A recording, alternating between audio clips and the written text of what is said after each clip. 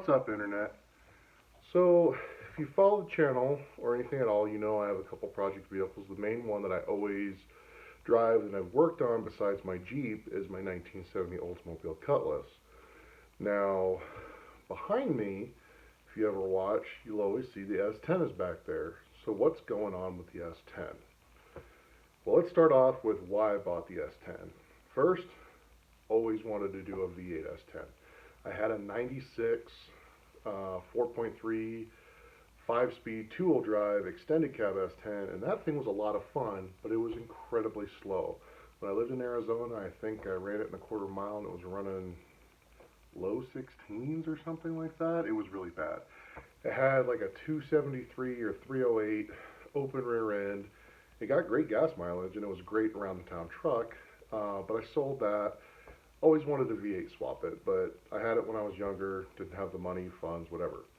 So always wanted to do a V8 swap S10. Found this one on a good deal. It was 500 bucks. It had the 4-cylinder that was blown up because they blew a head gasket, overheated it, melted it down. So the guy sold it for 500 bucks. It's in really good condition, no body damage, no rust or anything like that. So it was in really, really good shape. And I wanted to do a cheap LS swap. So I could have gone super cheap on this truck, but I decided to not go that cheap. But I also want to compete in Rocky Mountain Race Week, which is like Hot Rod Drag Week, but it's out here in the Rocky Mountains. So it's close to where I live. So I wanted something that I could drag race with it. I could still drive on the street, be somewhat comfortable in it, and have room to carry stuff. So a truck bed, I can carry extra tools, tires, stuff like that. And I have a buddy with a 600 horsepower Cobra that wants to compete in it as well, and we want to do that event together. So I'm kind of building it for that. And I also want to compete in the $3,000 Hoopty Challenge. So with that, I'm trying to be true to form, not cheat the system or anything, but actually only spend $3,000 to build my truck. So I got $500 into the truck. I bought the motor for $200 out of U pull and pay because I bought it as pretty much a stripped down motor because I didn't need most of the stuff off of it. I spent about $400 on a Summit Stage 2 cam, springs, valve seals, all that stuff, and some new gaskets. And then everything else has just been pieced together from spare parts and stuff like that. So I'm going to take you over, show you where I'm at with the truck, and we're actually going to start working on getting more stuff done. So as you can see, I've already got the motor in the truck. So it's a 5.3 truck motor, and I'm running the 5.3 truck intake, 3-bolt throttle body, truck spacing, water pump, and then same thing with the alternator. This is just a truck bracket, but it would not work as far as power steering, so I just actually chopped the bracket. You can kind of see down there, and I converted it to manual steering from an earlier S10. It was a mid-80s S10 that I saw in the junkyard, pulled out the manual steering box, and I did have to run a Holley Blackheart lower steering shaft because the stock one is thicker and it was contacting the headers. These are Headman headers, and they are with Headman frame brackets to convert it to an LS. So why did I go with a direct fit wiring harness? Because I could have gotten an LS wiring harness off of Amazon or Michigan Motorsports or something like that. It would have been about $200 and it would have gotten the motor running. And using a stock computer, I could run the 4L60 and all that stuff. So I went with a direct fit harness because Current Performance sells them for the 2000 trucks. I believe they also have them for the older 94 to 98 ones as well.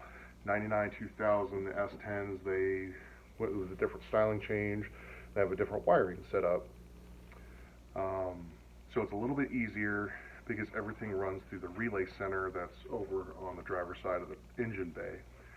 With the direct fit harness, everything works inside the truck. All my gauges will work and all that. Now they won't be the most accurate compared to aftermarket gauges, but when I started looking into doing aftermarket gauges, even if I did cheap mechanical stuff and I got all the adapters, it was going to nickel and dime me. So I'd rather just spend the money and have it look slightly less hacked up and just a better job overall. Now inside the truck, you can see it's really, really clean. Again, I was really surprised that nobody else snatched this truck up, as clean as it is, for being an S10 to do a V8 swap in it.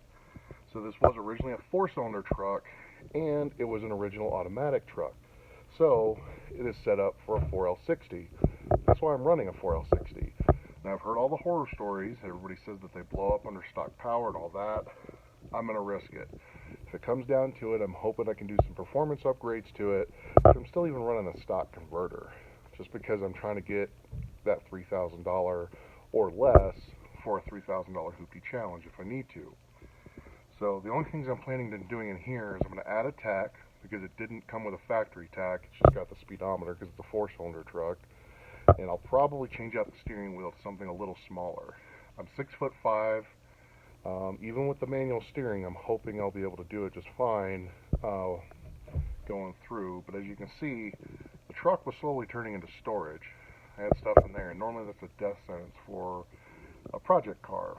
And I did toy around with selling it at one point, but at the end of the day, I really just needed to get this done. I needed it for myself, because I do have stuff that I want to do to my Cutlass, but then I'd be without a car because that's going to be down for a while, because that one I'm going to try to do right.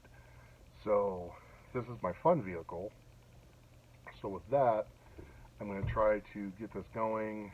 I can take it out, I can beat on it, and then as I'm working on my Cutlass, I have something else to toy with. So that's where I'm at with the S10. I know a lot of the big work has already been done, but now it comes into all the little stuff. I just contacted Current Performance because they had to change some stuff on the harness. They do stock some harnesses for these trucks in their inventory, but because I had a different park neutral switch on mine, they did have to change some stuff. But I called them today, and it's shipping out tomorrow. So today's the 16th of August 2021. It'll be shipping out tomorrow, and it's coming from Florida, so it'll probably be a week or two before I get it. But it gives me some time to work on some small little things. I still have to build an exhaust, a full fuel system, get a fuel cell, all that kind of stuff. So like with any project car, there's a million and one things to do. But I'm kind of in the home stretch, and I'm hoping to get this truck running within the next month or two before winter hits here in Colorado. So, as always, have a good one. Tell me if you like the project. Tell me if it's something that's interesting. I know V8 S10, everybody's done it, but this is my first one, so hopefully I don't fail at it. There's stuff that I'm running into already with fitment issues. It's a pretty small truck, and the LS is a compact motor, but it's still kind of fiddly in there. So, again, tell me what you think down in the comments, and I'll see y'all later.